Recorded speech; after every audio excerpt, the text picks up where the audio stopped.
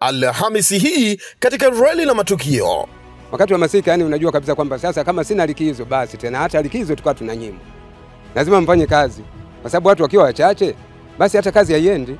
Nikosokoza kwenda nikaokolewa na watu wanaohusika na kuvusha watu.